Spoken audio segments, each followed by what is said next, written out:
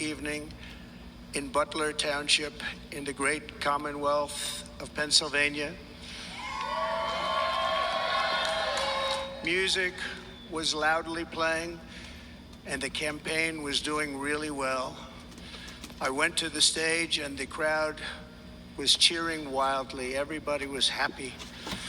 I began speaking very strongly, powerfully, and happily, because I was discussing the great job my administration did on immigration at the southern border. We were very proud of it.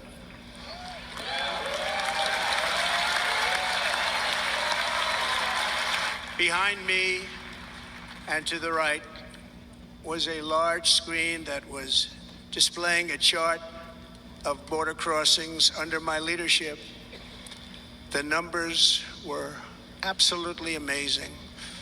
In order to see the chart, I started to, like this, turn to my right and was ready to begin a little bit further turn, which I'm very lucky I didn't do, when I heard a loud whizzing sound and felt something hit me really, really hard on my right ear. I said to myself, wow, what was that? It can only be a bullet. And moved my right hand to my ear, brought it down. My hand was covered with blood, just absolutely blood all over the place. I immediately knew it was very serious, that we were under attack, and in one movement proceeded to drop to the ground. Bullets were continuing to fly as very brave Secret Service agents rushed to the stage, and they really did. They rushed to the stage.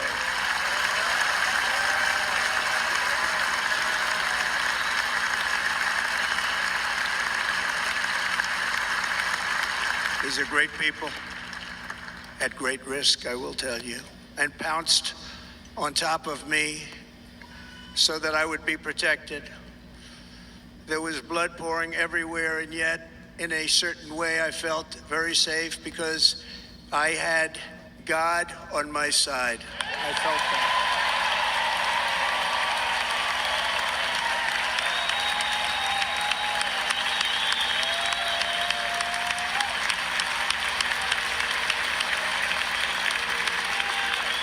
The amazing thing is that prior to the shot, if I had not moved my head at that very last instant, the assassin's bullet would have perfectly hit its mark, and I would not be here tonight. We would not be together. The most incredible aspect of what took place on that terrible evening in the fading sun was actually seen later. In almost all cases, as you probably know, and when even a single bullet is fired, just a single bullet, and we had many bullets that were being fired, crowds run for the exits or stampede, but not in this case. It's very unusual.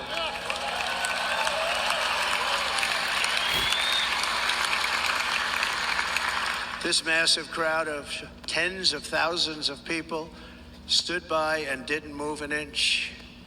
In fact, many of them bravely, but automatically stood up looking for where the sniper would be. They knew immediately it was a sniper, and then began pointing at him. You can see that if you look at the group behind me. That was just a small group compared to what was in front.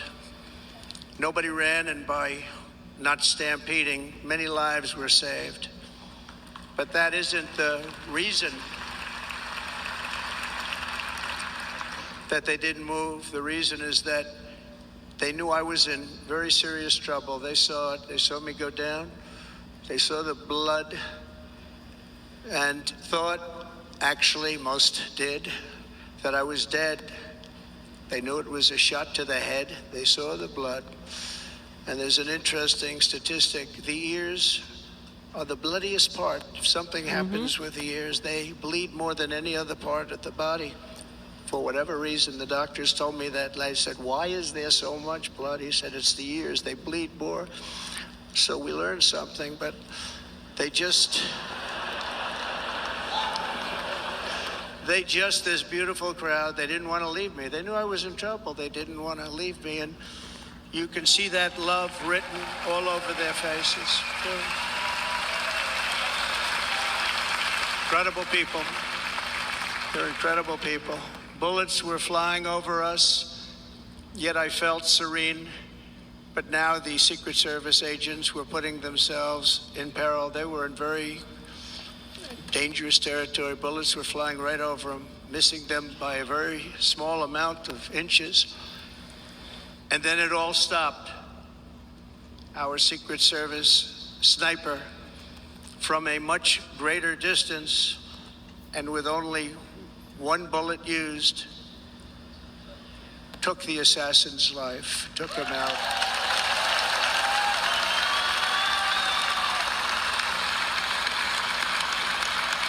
I'm not supposed to be here tonight.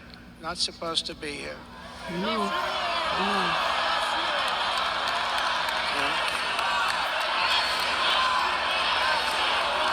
Yes, you are.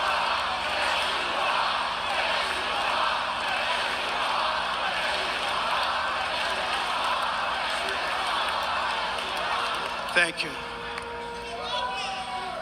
But I'm not. And I'll tell you, I stand before you in this arena only by the grace of Almighty God. Thank you, Jesus.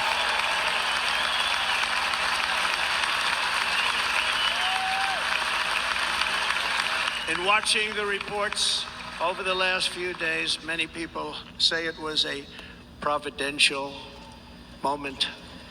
Probably was. When I rose surrounded by Secret Service, the crowd was confused because they thought I was dead, and there was great, great sorrow. I could see that on their faces as I looked out. They didn't know I was looking out. They thought it was over. But I could see it. I wanted to do something to let them know I was okay. I raised my right arm, looked at the thousands and thousands of people that were breathlessly waiting, and started shouting, "Fight, fight, fight."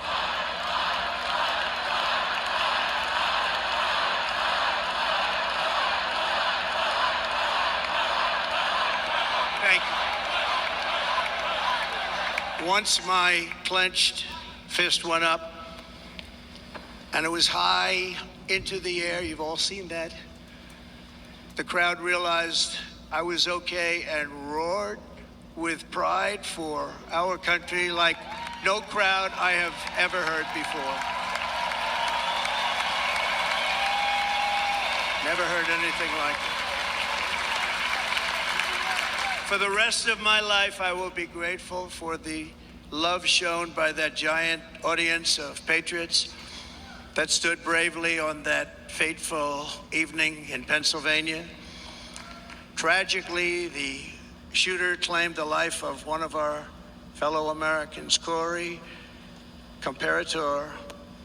Unbelievable person, everybody tells me. Unbelievable. And seriously wounded, two other great warriors. Spoke to them today. David Dutch and James Copenhaver, two great people. I also spoke to all three families of these tremendous people. Our love and prayers are with them, and always will be. We're never going to forget them. They came for a great rally. They were serious Trumpsters, I want to tell you. They were serious Trumpsters, and still are. But Corey, unfortunately, we have to use the past tense. He was incredible. He was a highly respected former fire chief, respected by everybody. Was accompanied by his wife, Helen, incredible woman. I spoke to her today, devastated, and two precious daughters. He lost his life selflessly acting as a human shield to protect them from flying bullets. He went right over the top of them and was hit. What a fine man he was.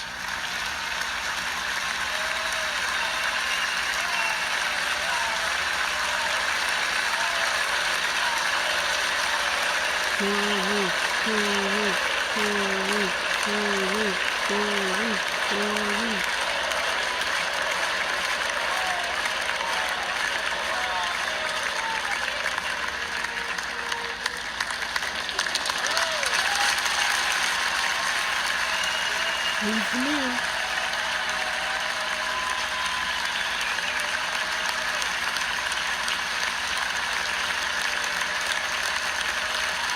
Release Prince. I'm not crying, you're crying. I want to thank the fire department and the family for sending his helmet, his outfit, and it was just something, and they're going to do something very special when they get it. But we did something which cannot match what happened, not even close. But I am very proud to say that over the past few days, we've raised $6.3 million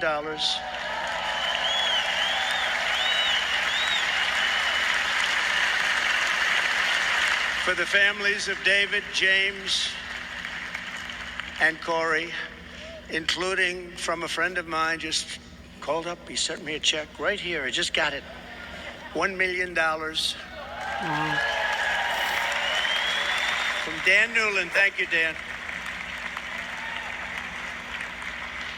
And again, when speaking to the family, I told them, I said, well, I'm going to be sending you a lot of money, but it can't compensate. They all said the same thing. You're right, sir. We appreciate so much what you're doing, but nothing can take the place in the case of Corey and the other two. By the way, they were very, very seriously injured, but now they're doing very well. They're going to be okay. That's good. They're going to be doing very well.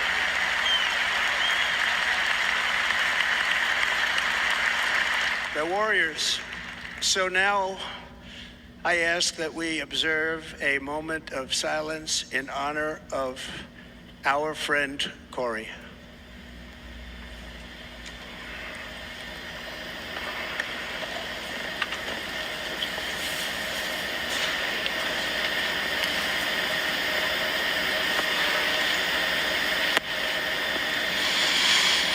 There is no greater love than to lay down one's life for others.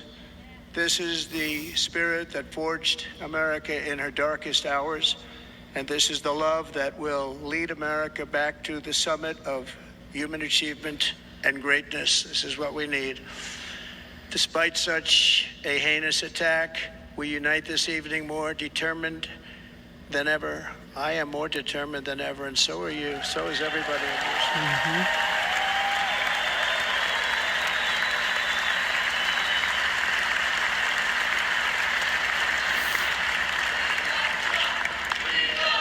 Thank you.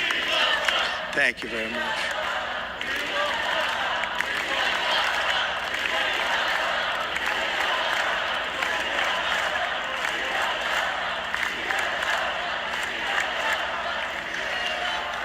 Our resolve is unbroken and our purpose is unchanged to deliver a government that serves the American people better than ever before.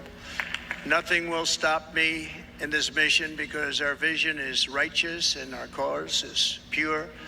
No matter what obstacle comes our way, we will not break, we will not bend, we will not back down, and I will never stop fighting for you, your family, and our magnificent country. Never.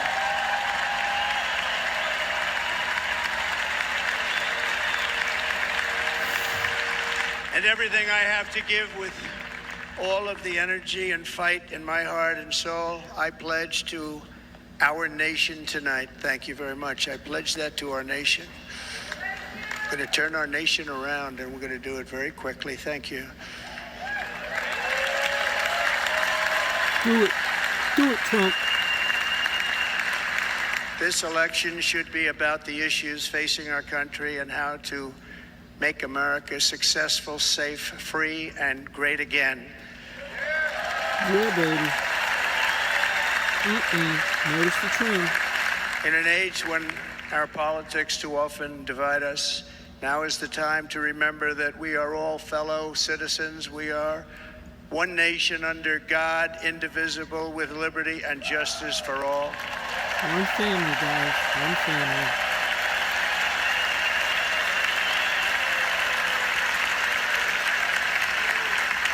And we must not criminalize dissent or demonize political disagreement, which is what's been happening in our country lately at a level that nobody has ever seen before. In that spirit, the Democrat Party should immediately stop weaponizing the justice system and labeling their political opponent as an enemy of democracy.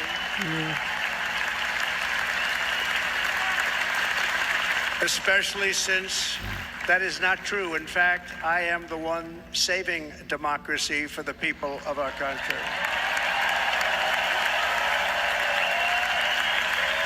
Thank you, President Trump. And very big news, as you probably just read, on Monday a major ruling was handed down from a highly respected federal judge in Florida, Eileen Cannon, finding that the prosecutor and the fake documents case against me were totally unconstitutional, and the entire case was thrown out of court. With all of that publicity, thrown out of court. If Democrats want to unify our country, they should drop these partisan witch hunts, which I have been going through for approximately 8 years. And they should do that without delay and allow an election to proceed that is worthy of our people. We're going to win it anyway, but worthy of our people. 100%. On this journey, I am deeply honored to be joined by my amazing wife, Melania. Stand up. Take your ovation. Show off that fabulous dress.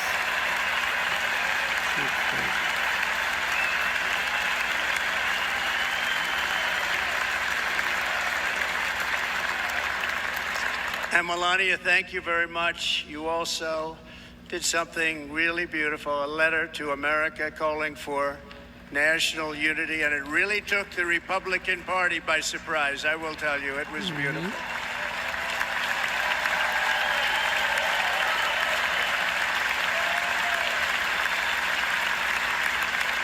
fact, some very serious people said that we should take that letter and put it as part of the Republican platform. That would be an honor, wouldn't it? Right, Mr. Congressman? But it captivated so many, so I also want to thank my entire family for being here. Don, Kimberly, Ivanka and Jared, Eric and Lara, Tiffany and Michael, Barron. We love our Barron.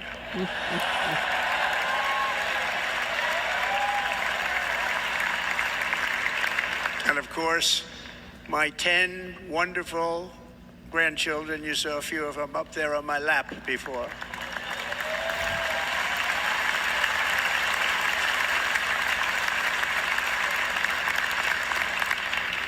And how good was Dana?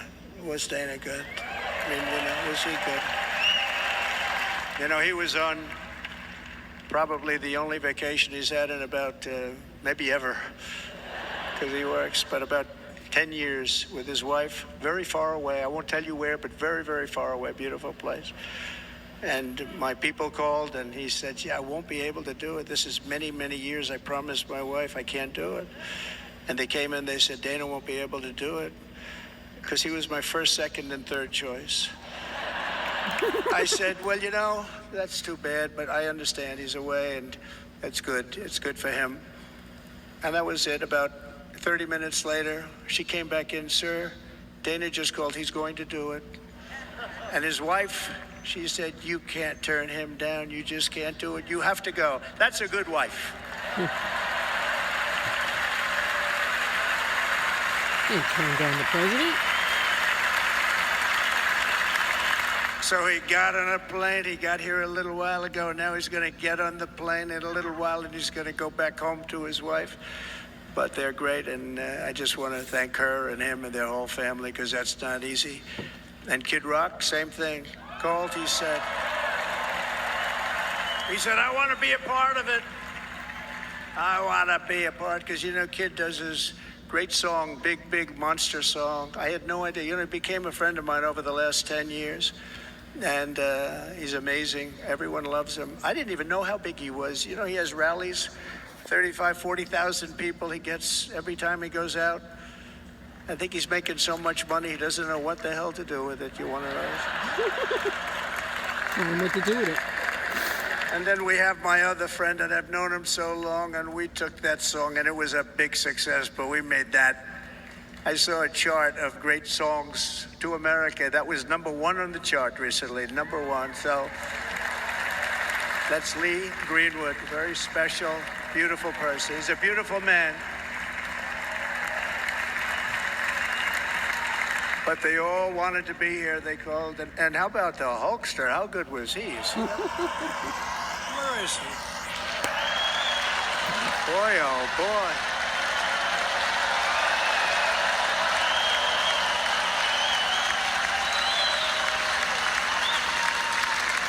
You know, they may call that entertainment. I know about entertainment, but when he used to lift a 350-pound man over his shoulders and then bench press him 2 rows into the audience, I said, maybe entertainment, but he is one strong son of a gun. I will tell you, I watched it many times.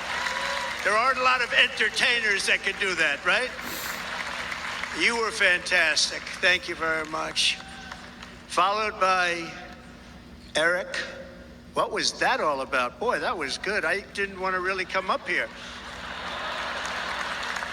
But he was so great, and he's such a good young man. He went through a lot of trouble, and Don last night was incredible. They went through so much trouble. They got subpoenaed more than any people probably in the history of the United States. Every week they get another subpoena from the Democrats, crazy Nancy Pelosi, the whole thing, just boom, boom, boom.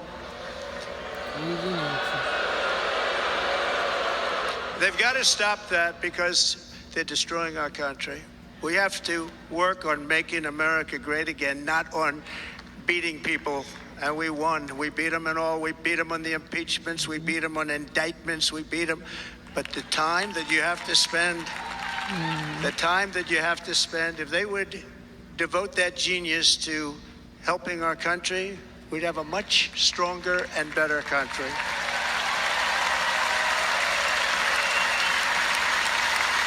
Big man. And Jason, the biggest star in country music. Jason, thank you for being here. Jason, thank you very much. Jason Aldean, he's good. I like his wife even better, by the way. She's here. Thank you, Jason. But I'm thrilled to have a new friend and partner fighting by my side. The next Vice President of the United States, the current Senator from Ohio, J.D. Vance, and his incredible wife, Usha.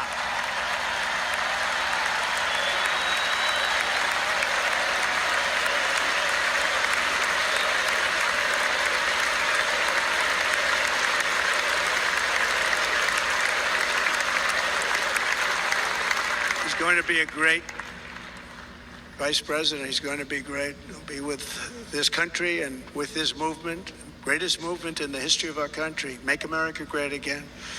When they criticized it, they said, we're going to try and stop MAGA. I said, MAGA is Make America Great Again. What are you going to stop? There's nothing to stop. Then they say, oh, that's right. It's very tough to fight it. And all of the people that did try and fight it have failed. But he's going to be with us for a long time, and it was an honor to select him. Great, great student at Yale. His wife was a great student at Yale. They met at Yale. These are two smart people. So, J.D., you're going to be doing this for a long time. Enjoy the ride.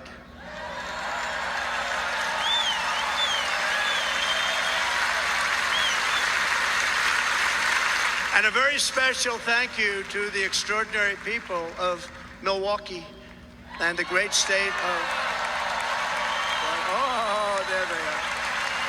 There they are. That's... You are so easy to spot. And Green Bay's going to have a good team this year, right? Yes, They're going to have a good team. They're going to have a good team. Most of the audience doesn't like it, but it's true. You're going to have a very good team this year.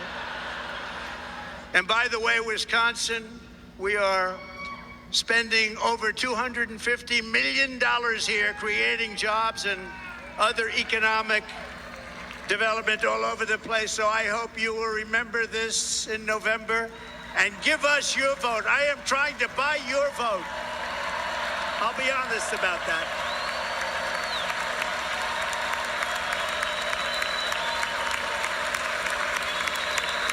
And I promise we will make Wisconsin great again. We're going to make it. Thank you, Mr. Governor. Thank you very much. Thank you. I'm here tonight to lay out a vision for the whole nation. To every citizen, whether you're a young or old man or woman, Democrat, Republican, or independent, black or white, Asian or Hispanic, I extend to you a hand of loyalty and of friendship. Together we will lead America to new heights of greatness like the world has never seen before. We were right there in the first term. We got hit with COVID. We did a great job. Nobody knew what it was, but nobody's ever seen an economy pre-COVID. And then we handed over a stock market that was substantially higher than just prior to COVID. Coming in, did a great job. Never got credit for that. We got credit for the war and defeating ISIS and so many things, the great economy, the biggest tax cuts ever, the biggest regulation cuts ever, the creation of Space Force, the rebuilding of our military. We did so much. We did so much. Right to try is a big deal. We got right to try. They were trying to get that for 52 years. Somebody is terminally ill. And hopefully there's nobody in this audience, but it does happen a lot. They're terminally ill and they can't use our new space age drugs and other things that we are way ahead. We have the greatest doctors in the world, the greatest laboratories in the world, and you can't do it. They've been trying to get that approved for 52 years. Wasn't that easy? The insurance companies didn't want to do it. They didn't want the risk. The labs didn't want to do it because if it didn't work, people are pretty far down the line toward death. They didn't want to do it. The doctors didn't want to have it on their records, so I got everybody into an office. 52 years they tried. Sounds simple, but it's not. And I got them to agree that somebody that needs it will, instead of going to Asia, Europe, or someplace, or if you have no money going home and dying, just die. We got them to sign an agreement, agree to it, where they're not going to sue anybody. They're going to get all of this stuff. They're going to get it really fast. And what's happened is we're saving thousands and thousands of lives. It's incredible. Right to try. It's a great feeling. Under our leadership, the United States will be respected again. No nation will question our power. No enemy will doubt our might. Our borders will be totally secure. Our economy will soar. We will return law and order to our streets, patriotism to our schools, and importantly, we will restore peace, stability, and harmony all throughout the world. But to achieve this future, we must first rescue our nation from failed and even incompetent leadership. We have totally incompetent leadership. This will be the most important election in the history of our country. Under the current administration, we are indeed a nation in decline. We have an inflation crisis that is making life unaffordable, ravaging the incomes of working and low-income families, and crushing, just simply crushing our people like never before. They've never seen anything like it. We also have an illegal immigration crisis, and it's taking place right now as we sit here in this beautiful arena. It's a massive invasion at our southern border that has spread misery, crime, poverty, disease, and destruction to communities all across our land. Nobody's ever seen anything like it. Then there's an international crisis, the likes of which the world has seldom been part of. Nobody can believe what's happening. War is now raging in Europe, in the Middle East. A growing specter of conflict hangs over Taiwan, Korea, the Philippines, and all of Asia. And our planet is teetering on the edge of World War III. And this will be a war like no other war because of weaponry. The weapons are no longer army tanks going back and forth shooting at each other. These weapons are obliteration. It's time for a change. This administration can't come close to solving the problems. We're dealing with very tough, very fierce people. They're fierce people. And we don't have fierce people. We have people that are a lot less than fierce, except when it comes to cheating on elections and a couple of other things. Then they're fierce. Then they're fierce. So tonight, I make this pledge to the great people of America. I will end the devastating inflation crisis immediately, bring down interest rates, and lower the cost of energy. We will drill, baby, drill.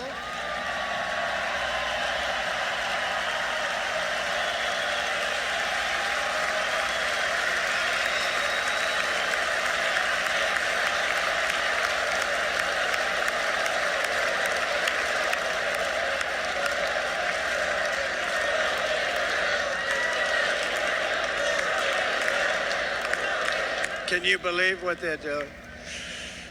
But by doing that, we will lead a large-scale decline in prices. Prices will start to come down. Energy raised it. They took our energy policies and destroyed them. Then they immediately went back to them, but by that time, so much was lost.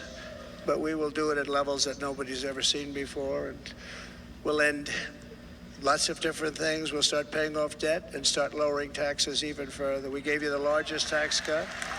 We'll do it more. You know, people don't realize I brought taxes way down, way down, and yet we took in more revenues the following year than we did when the tax rate was much higher. Most people said, how did you do that? Because it was incentive. Everybody was coming to the country. They were bringing back billions and billions of dollars into our country. The companies made it impossible to bring it back. The tax rate was too high, and the legal complications were far too great. I changed both of them, and hundreds of billions of dollars by Apple and so many other companies were brought back into our nation, and we had an economy the likes of which no nation had ever seen. China, we were beating them at levels that were incredible. And they know it. They know it. We'll do it again, but we'll do it even better. I will end the illegal immigration crisis by closing our border and finishing the wall, most of which I've already built.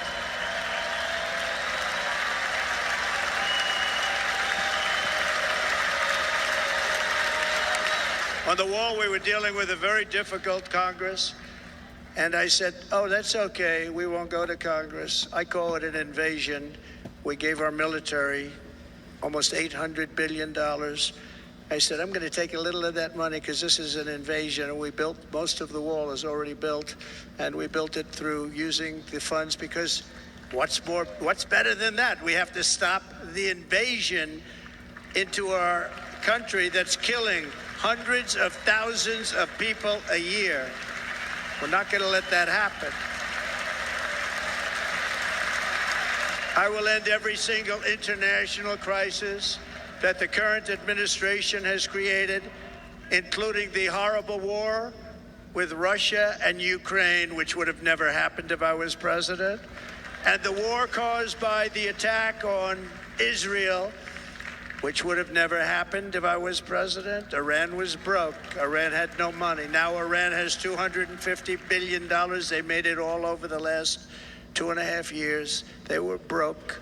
I watched the other day on a show called Deface the Nation. Has anyone seen it? And they had a congressman who was a Democrat say, well, whether you like him or not, Iran was broke dealing with Trump. I told China and other countries, if you buy from Iran, we will not let you do any business in this country, and we will put tariffs on every product you do send in of 100% or more. And they said to me, well, I think that's about it. They weren't going to buy any oil. And they were ready to make a deal. Iran was going to make a deal with us. And then we had that horrible, horrible result that we'll never let happen again. The election result, we're never going to let that happen again. They used COVID to cheat. We're never going to let it happen again. And they took off all the sanctions and they did everything possible for Iran. And now Iran is very close to having a nuclear weapon, which would have never happened. This is a shame what this administration, the damage that this administration has done. And I say it often. If you took the 10 worst presidents in the history of the United States, think of it, the 10 worst, added them up, they will not have done the damage that Biden has done. I'm only going to use the term once. Biden. I'm not going to use the name anymore, just one time. The damage that he's done to this country is unthinkable. It's unthinkable. Together we will restore vision, strength, competence, and we're going to have a thing called common sense making most of our decisions, actually. It's all common sense. Just a few short years ago, under my presidency, we had the most secure border and best economy in the history of our country, in the history of the world. We had the greatest economy in the history of the world. We had never done anything like it. We were beating every country, including China, by leaps and bounds. Nobody had seen anything like it. We had no inflation, soaring incomes were going. Nobody can believe it. You can't believe what happened 4 years ago is happening now in reverse. And the world was at peace. Inflation has been a killer for our country. No matter what you make it, it doesn't matter, because inflation is eating you alive. People that were putting away money, they were making great wages, the highest they've ever made, but they were putting away a lot of money. Now they are just being destroyed. They're not putting away anything. They're barely living. They're going into savings accounts. They're taking out their money to live because of inflation. Inflation, remember, it's called a country buster. You can go back to Germany from 100 years ago. You can go back to any country that suffered great inflation. We've suffered the worst inflation we've ever had. But go back and see what's happened to those countries. We've had the worst inflation we've ever had under this person. But in less than 4 years, our opponents have turned incredible success into unparalleled tragedy and failure. It's been a tremendous failure. Today, our cities are flooded with illegal aliens. Americans are being squeezed out of the labor force and their jobs are taken. And by the way, you know who's taking the jobs that are created? 107% of those jobs are taken by illegal aliens. And you know who's being hurt the most by millions of people pouring into our country? The black population and the Hispanic population, because they're taking the jobs from our black population, our Hispanic population, and they're also taking them from unions. The unions are suffering because of it. Thank you. Thank you. I like you too. Thank you very much. Inflation has wiped out the life savings of our citizens and forced the middle class into a state of depression and despair. That's what it is. It's despair and depression. We cannot and will not let this continue. Less than 4 years ago, we were a great nation, and we will soon be a great nation again. We're going to be a great nation From again. your lips to God's ears.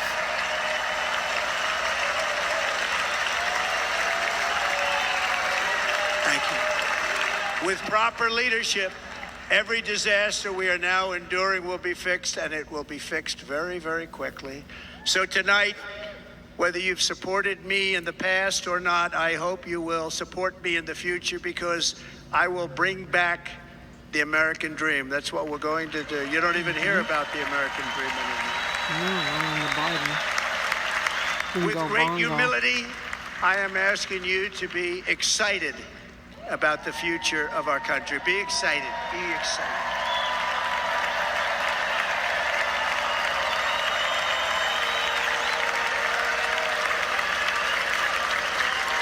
And by the way, the news reports, look at all of those big networks. Look at them. They're all here.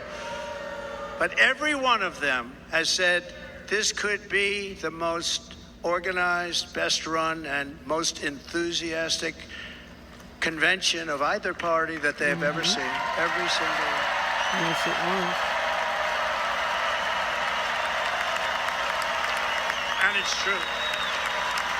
It's true. And there's love in the room. There's great love in the room.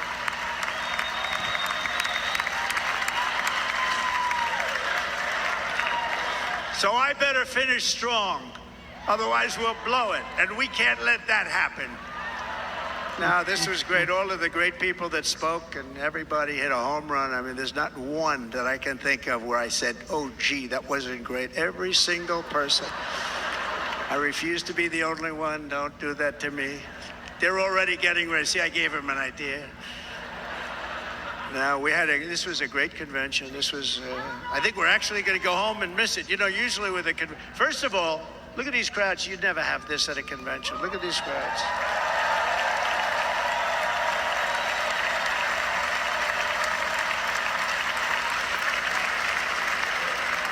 Love, it's about love. This week, the entire Republican Party has formally adopted an agenda for America's renewal, and you saw that agenda, and it's very short compared to the long, boring, meaningless agendas of the past, including the Democrats. They write these things that are hundreds of pages long, and they never read them after they're done. And they never fulfill them In their either. case, fortunately, they don't read them because they're pretty bad. It's a series of bold promises that we will swiftly implement when you give us a Republican House. And Mr. Speaker, thank you very much. We have our great Speaker of the House with us tonight. Mr. Speaker, thank you very much. Thank you. A Republican Senate, we have many senators here. And send me back to our beautiful White House just a few short months from now. We're talking about just months. It can't come fast enough. We have to get it done. First, we must get economic relief to our citizens. Starting on day one, we will drive down prices and make America affordable again. We have to make it affordable. It's not affordable. People can't live like this. Under this administration, our current administration, groceries are up 57%, gasoline is up 60 and 70%, mortgage rates have quadrupled. And the fact is, it doesn't matter what they are because you can't get the money anyway. Can't buy houses. Young people can't get any financing to buy a house. The total household costs have increased an average of $28,000 per family under this administration. Republicans have a plan to bring down prices and bring them down very, very rapidly. By slashing energy costs, we will in turn reduce the cost of transportation, manufacturing, and all household goods. So much starts with energy. And remember, we have more liquid gold under our feet than any other country by far. We are a nation that has the opportunity to make an absolute fortune with its energy. We have it, and China doesn't. Under the Trump administration, just 3.5 years ago, we were energy independent, but soon we will actually be better than that. We will be energy dominant and supply not only ourselves, but we will supply the rest of the world with numbers that nobody has ever seen, and we will reduce our debt, $36 trillion. We will start reducing that, and we will also reduce your taxes still further. Next, and by the way, they want to raise your taxes 4 times, think of it. And all my life I grew up watching politicians. I always loved politics. I guess I was on the other side. I'd watch and they were always talking about, we will give you a tax cut. We will give you a tax cut. My whole life I was watching, I will give you a tax cut, right, Mr. Congressman? That's all they talked about. This is the only administration that said, we're going to raise your taxes by 4 times what you're paying now, and people are supposed to vote for them? I've never heard it. You're paying too much. We're going to reduce your taxes still further. We gave you the biggest one, as I said. We're going to give you more, and it's going to lead to tremendous growth. We want growth in our country. That's what's going to pay off our debt.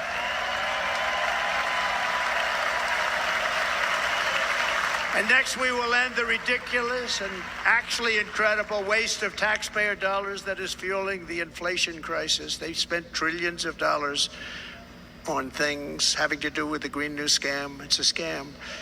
And that's caused tremendous inflationary pressures in addition to the cost of energy.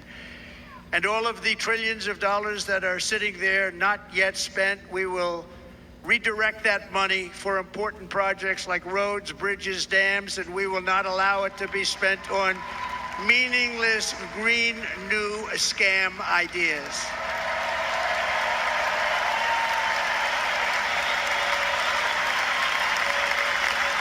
And I will end the electric vehicle mandate on day one.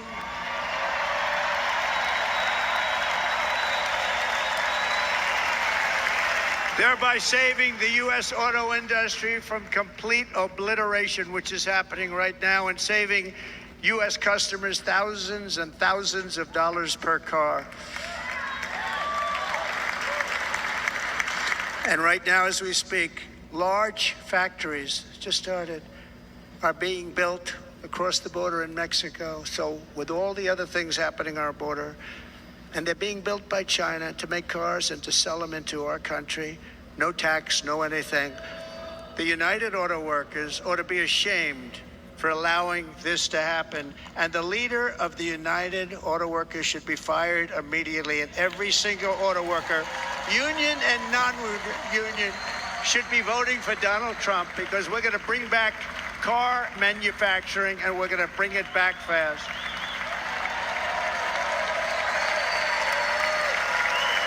They're building some of the largest auto plants anywhere in the world. Think of it, in the world. We're going to bring it back. We're going to make them. We don't mind that happening, but those plants are going to be built in the United States, and our people are going to man those plants.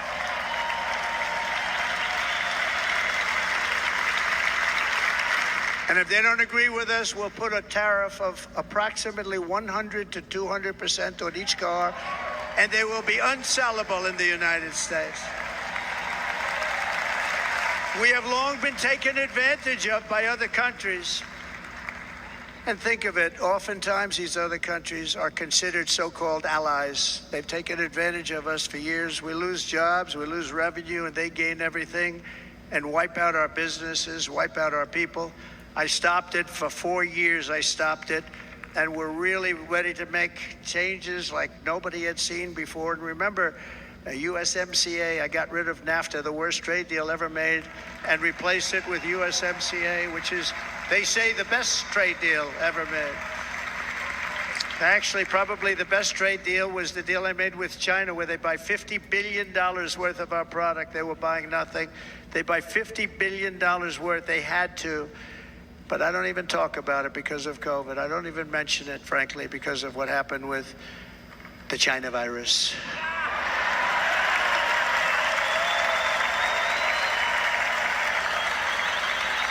We will not let countries come in, take our jobs, and plunder our nation. They come and do that.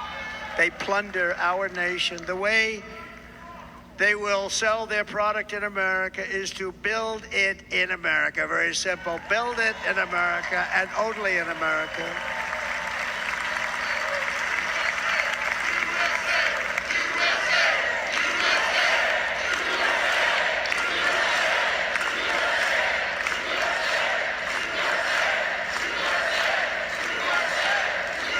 And this very simple formula, and Congress has to go along with us, and they will.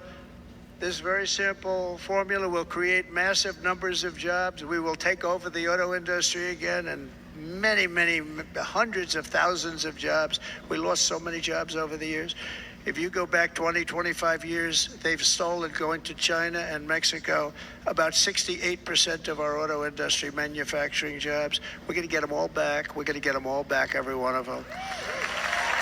Take that to the bank.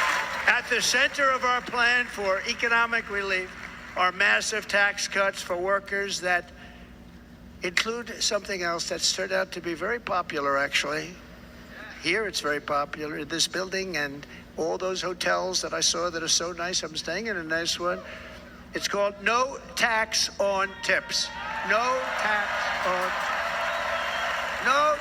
on tips.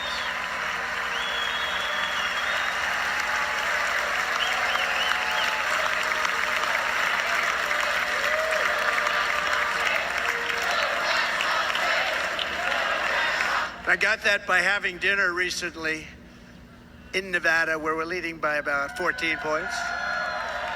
Hello. I'll see you there very soon, everybody. We're having dinner at a beautiful restaurant in the Trump building on the Strip, and it's a great building, and the waitress comes over. How's everything going? A really nice person. How's everything? Oh, sir, it's so tough.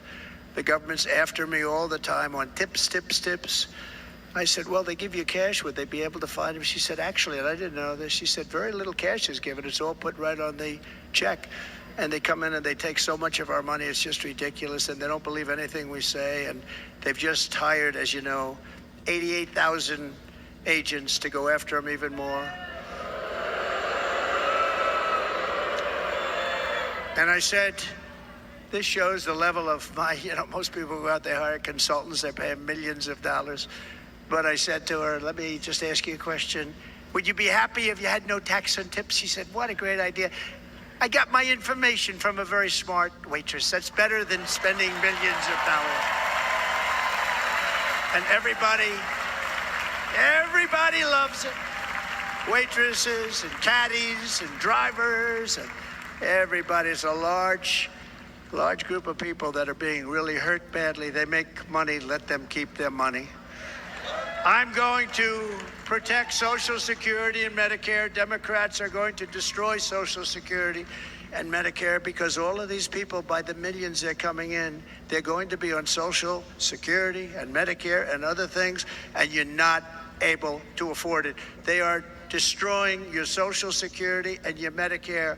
Under my plan, incomes will skyrocket, inflation will vanish completely, jobs will come roaring back, and the middle class will prosper like never, ever before, and we're going to do it very rapidly.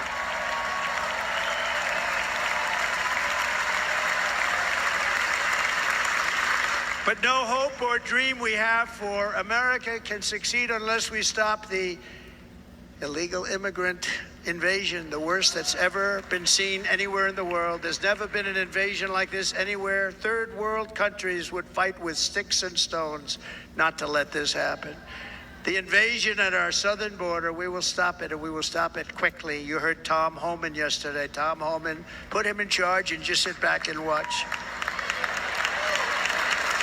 Brandon Judd, the Border Patrol, he's incredible. These guys, they really, their job is a lot easier if they don't have to do anything, but they want to. They're patriots. Brandon Judd, Border Patrol, ICE. ICE goes out. You have to see what ICE does with MS-13. You have these are probably the worst gang, and ICE goes in there. And I know a lot of people on these rows here, and they're very tough people, but they don't want to do this job.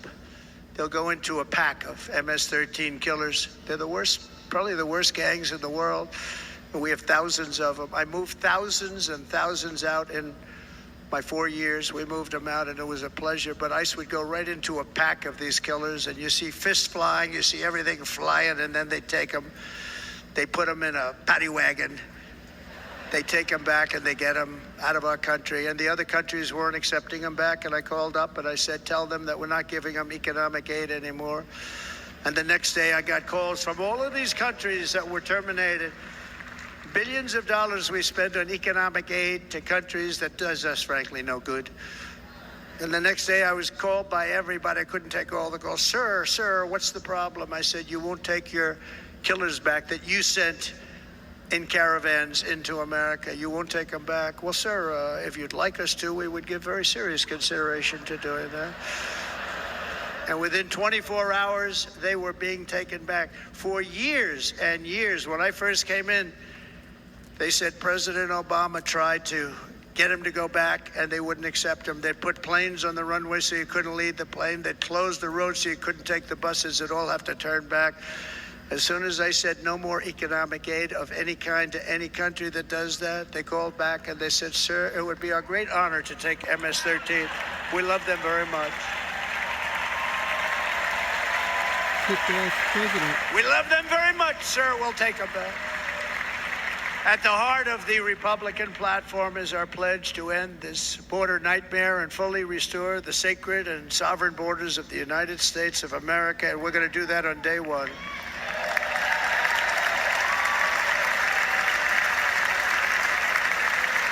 That means two things on day one, right? Drill, baby, drill, and close our borders.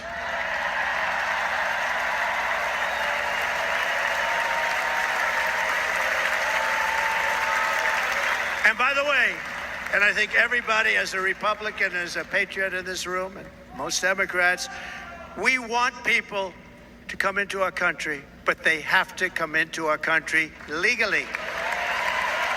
Legally. Less than 4 years ago, I handed this administration the strongest border in American history. But you can see on the chart that saved my life, that was the chart that saved my life. I said, look it up, so proud of it. I think it's one of the greatest, it was done by the Border Patrol, one of the greatest charts I've ever seen. It showed everything just like that. You know the chart. Oh, there it is. That's pretty good. Wow. Last time I put up that chart, I never really got to look at it. Well, you can look at it now. Go over the board. But without that chart, I would not be here today.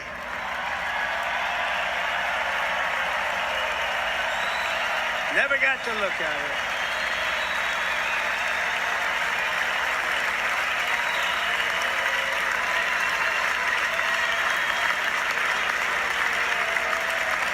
I said, you got to see this chart. I was so proud of it. And by the time I got to there, I never got to see it that day.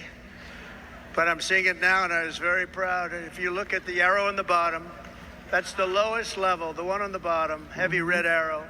That's the lowest level of illegal immigrants ever to come into our country in recorded history, right there. Right there.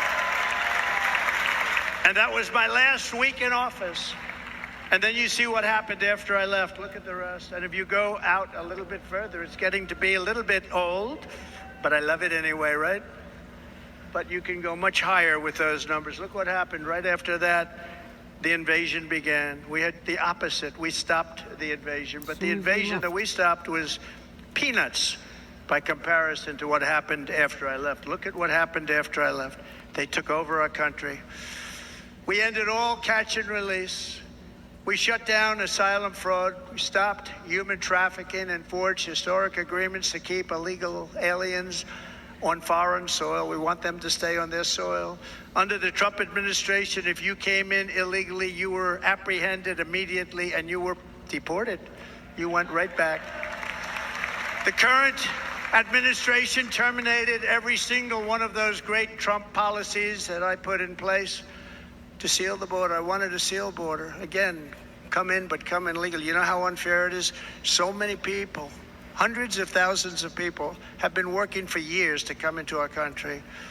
And now they see these people pour into our country at levels that are unprecedented. It's so unfair. And we're not going to do it. We're not going to stand for it. They suspended wall construction, ended remain in Mexico. We had a policy, remain in Mexico. You think that was easy to get from the Mexican government? But I said, you must give it to us. If you don't give it to us, there will be repercussions. And they gave it to us, but not easy. Canceled our Safe Third agreements, demolished Title 42, implemented nationwide catch and release. That's catch and release, where we catch them and release them into our country. We catch them and release them into Mexico. There's a slight difference.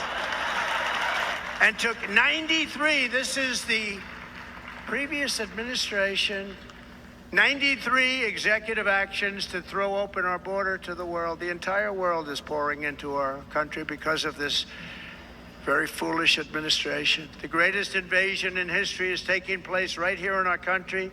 They are coming in from every corner of the earth, not just from South America, but from Africa, Asia, the Middle East. They're coming from everywhere. They're coming at levels that we've never seen before. It is an invasion indeed, and this administration does absolutely nothing to stop them.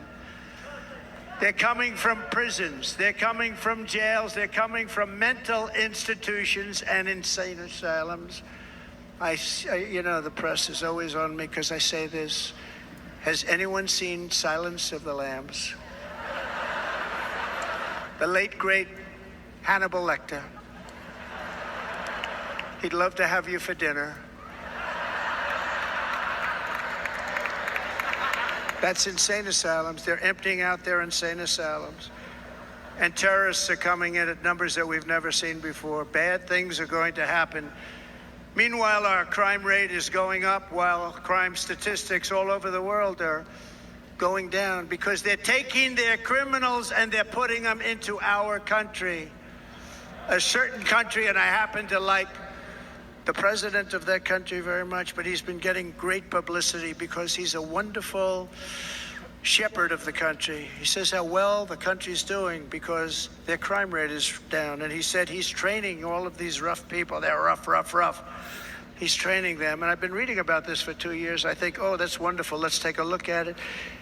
But then I realized he's not training them. He's sending all of his criminals, his drug dealers, his people that are in jails, he's sending them all to the United States. And he's different in that he doesn't say that. He's trying to convince everybody what a wonderful job he does in running the country. Well, he doesn't do a wonderful job. And by the way, if I ran one of the countries, many countries from all over, I would be worse than any of them. I would have had the place totally emptied out already.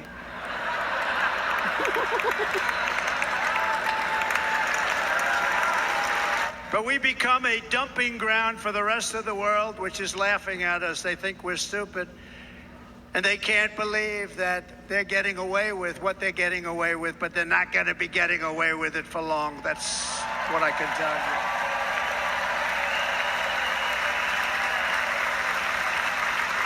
you. In Venezuela, Caracas, high crime. Caracas, Venezuela, really a dangerous place, but not anymore. Because in Venezuela, crime is down 72%. In fact, if they would ever win this election, I hate to even say that, we will have our next Republican convention in Venezuela because it will be safe. Our cities will be so unsafe, we will not be able to have it there. In El Salvador, murders are down by 70%. Why are they down? Now, he would have you convinced that because he's trained murderers to be wonderful people. No. They're down because they're sending their murderers to the United States of America. This is going to be very bad. And bad things are going to happen, and you're seeing it happen all the time. That's why, to keep our families safe, the Republican platform promises to launch the largest deportation operation in the history of our country. Even larger than that of President Dwight D. Eisenhower from many years ago. You know, he was a moderate, but he believed very strongly in borders. He had the largest deportation operation we've ever had. Just recently, I spoke to the grieving mother of Jocelyn Nungary, a wonderful woman, a precious 12-year-old girl from Houston who last month was tied up, assaulted, and strangled to death after walking to the convenience store just a block away from her house. Her body was dumped near the side of the road in a shallow creek, found by some onlookers who couldn't believe what they had witnessed. Charged with Jocelyn's heinous murder are 2 illegal aliens from Venezuela who came across our border, were in custody, and were then released into the country by this horrible administration that we have right now. I also met recently with the heartbroken mother and sister of Rachel Morin. Rachel was a 37-year-old mom of 5 beautiful children who was brutally raped and murdered while out on a run. She wanted to keep herself in good shape. It was very important to her. She was murdered. The monster responsible first killed another woman in El Salvador before he was led into America by the White House. This White House let them in. He then attacked a 9-year-old girl and her mother in a home invasion in Los Angeles before murdering Rachel in Maryland. Traveled all throughout the country, doing tremendous damage. Rachel's mother will never be the same. I spent time with her. She will never be the same. I've also met with the wonderful family of Laken Riley, the brilliant 22-year-old nursing student. She was so proud of being first in her class, who was out for a jog on the campus of the University of Georgia when she was assaulted, beaten, and horrifically killed. Yet another American life was stolen by a criminal alien set free by this administration. And these were incredible people we're talking about. These were incredible people who died. Tonight, America, this is my vow. I will not let these killers and criminals into our country.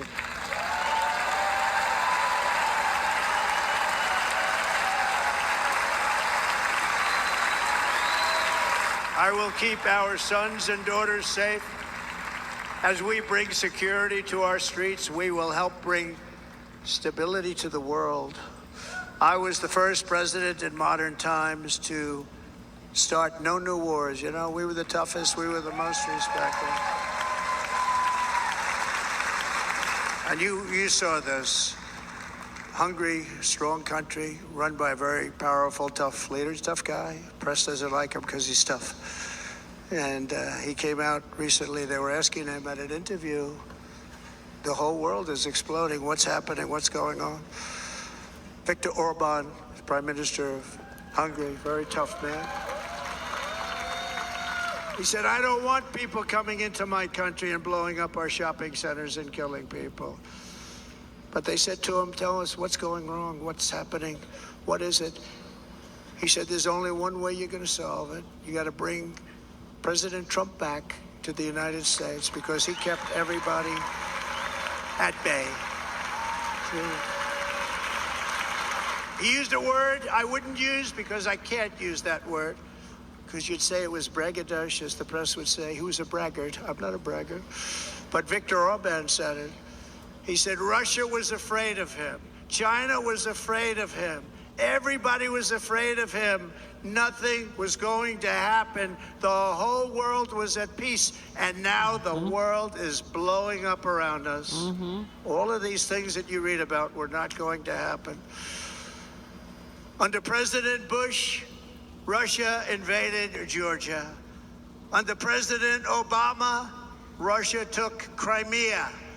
Under the current administration, Russia is after all of Ukraine. Under President Trump, Russia took nothing. There you go.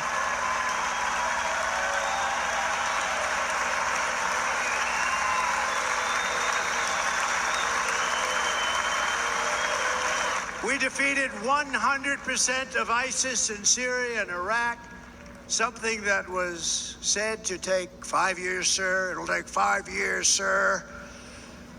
We did it in a matter of a couple of months. We have a great military. Our military is not woke. It's just some of the fools on top that are woke. Get them out. Forced retirement. Bye-bye. I got along very well. North Korea, Kim Jong-un, I got along very well with him. The press hated when I said that. How could you get along with him? Well, you know, it's nice to get along with somebody who has a lot of nuclear weapons or otherwise, isn't it? See, in the old days, they'd say, that's a wonderful thing. Now they say, how could you possibly do that? But no, I got along with him, and we stopped the missile launches from North Korea. Now North Korea is acting up again, but when we get back, I get along with him. He'd like to see me back, too. I think he misses me, if you want to know the truth.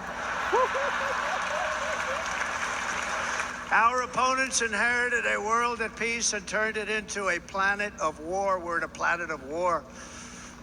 Look at that attack on Israel. Look at what's happening with Ukraine. The cities are just bombed out. How can people live like that where buildings, massive buildings, are falling to the ground? It began to unravel with the disastrous withdrawal from Afghanistan, the worst humiliation in the history of our country. We have never had a humiliation like that. 13 heroic U.S. service members were tragically and needlessly killed. 45 others were horrifically wounded. Nobody ever talks about them. No arms, no legs, face explosions, horrifically wounded. And by the way, we have a man in this room who's running for the U.S. Senate from a great state, Nevada, named Sam Brown, who paid the ultimate price. Thank you, Sam. Thank you, Sam. Thank you. He paid the biggest price probably ever paid by anybody that is running for office, and I think he's going to do great. He's running against a person that is not good, not respected, a total lightweight. But Sam, I think, paid, really, we were talking about it with some of the senators that are working so hard for Sam. but he paid the biggest price of any senator ever to run for the Senate. I don't think anybody's ever what he did. He was a real hero, a really great person, and he's running, and I hope that everybody gets out and votes for Sam Brown.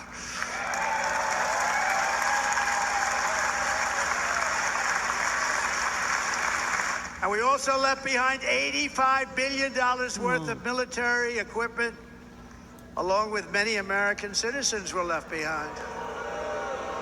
Many, many American citizens, emboldened by that disaster, Russia invaded Ukraine. They saw this group of people that were incompetent.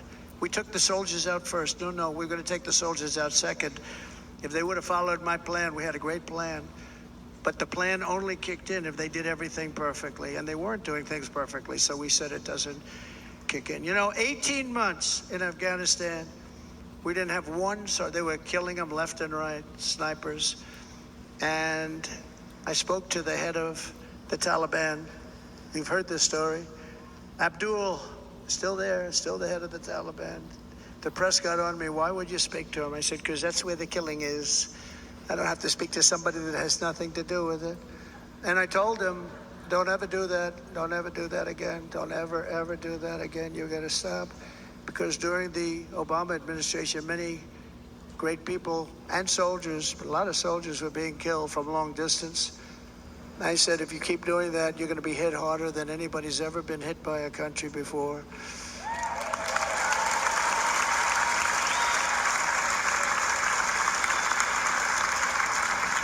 And he said, I understand, Your Excellency. He called me Your Excellency. I wonder if he calls the other guy Your Excellency. I doubt it. The other guy gave him everything. I mean, what kind of a deal was that? He walked out, gave him everything. Do you know that right now Afghanistan is one of the largest sellers of weapons in the world? They're selling the brand new, beautiful weapons that we gave them. But think of it. He actually said to me, but why do you show me a picture of my home? I said, you'll have to ask your people or one of your wives. But he could figure it out. And for 18 months, we had not one attack on an American soldier by the Taliban. 18 months.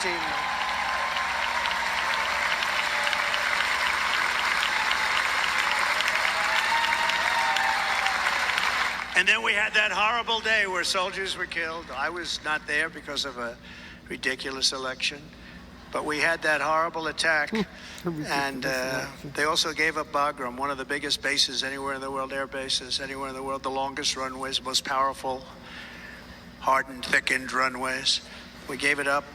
And I liked it not because of Afghanistan. I liked it because of China. It's 1 hour away from where China makes their nuclear weapons.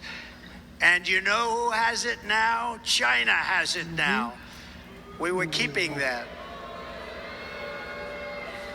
And now China is likewise circling Taiwan, and Russian warships and nuclear submarines are operating 60 miles off the coast in Cuba. Do you know that? No, the press refuses to write about it. If that were me running this country and we had nuclear submarines in Cuba, I will tell you that headlines every day would be, what's wrong with our president? You don't even hear this. You're not hearing about this. Russia has nuclear submarines and warships 60 miles away, Mr. Congressman, from Miami, by the way, happens to be here. Correct? In Cuba. And that would not be stood for if it were somebody else. They don't want to mention it, but now maybe they will. And the entire world, I tell you this, we want our hostages back, and they better be back before I assume office, or you will be paying a very big price. Yep. It knows where you live.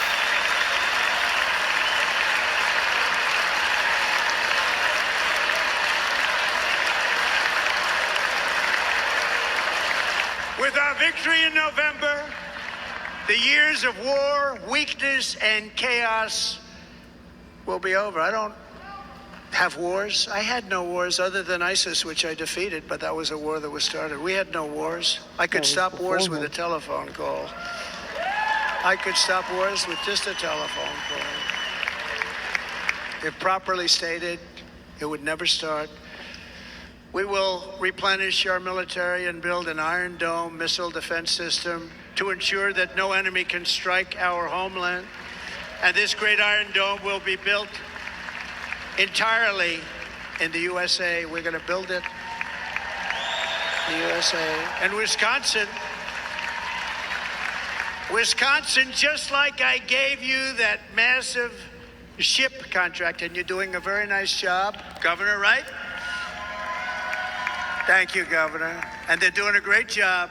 In fact, I had a little design change, and we gave them a tremendous for essentially what we used to call destroyers. These are now the most beautiful. They look like yachts. I said, we have to take the bow and we have to make it a little nicer and a little point at the top instead of a flat nose. And the people at the shipyard said, this guy sort of knows what he's doing. We have the most beautiful ships, right, Governor? And everybody sitting over there. And it was a big contract that everybody wanted. I gave it to Wisconsin, but we're going to have a lot of that built right here in the state of Wisconsin and all other states. Israel has an Iron Dome. They have a missile defense system. 342 missiles were shot into Israel, and only one got through a little bit. It was badly wounded. It fell to the ground, but most of them are.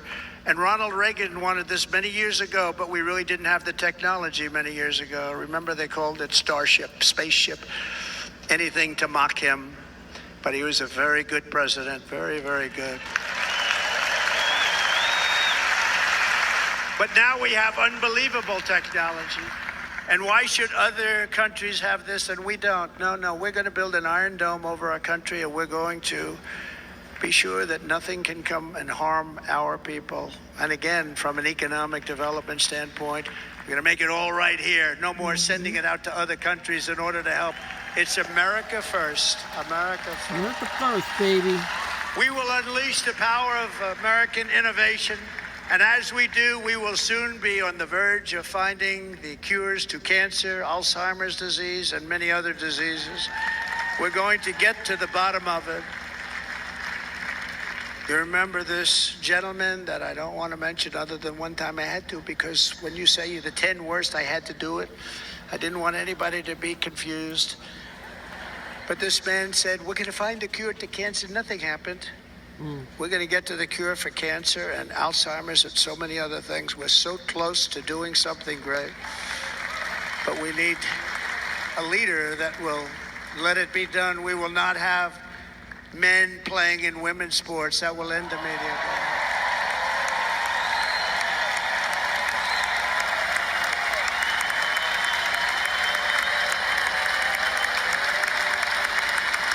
And we will restore and renovate our nation's once great cities, making them safe, clean, and beautiful again. And that includes our nation's capital, which is a horrible killing field. So many things. They leave from Wisconsin, they go to look at the Washington Monument, they end up getting stabbed, killed, or shot. We will be very soon very proud of our capital, again, Washington, D.C. Nice to see Jerry do this, Steve. America is on the cusp of a new golden age, but we will have the courage to seize it. We're going to take it. We're going to make it a current. We're going to bring this into a golden age like never seen before. Remember this, China wants to do it. Japan wants to do it. All of these countries want to do it. We have to produce massive amounts of energy if we're going to produce the new. If you look at some of the things that have been done and some of the things that we're going to do, but AI needs literally twice the electricity that's available now in our country. Can you imagine? But instead, we're spending places where they recharge electric cars. They built 8 chargers at a certain location toward the Midwest. 8 chargers for $9 billion. Think of them as a tank for filling up your gas. Think of it. They spent $9 billion on 8 chargers, 3 of which didn't work. And if you were going to do this all over our country, this crazy electric mandate,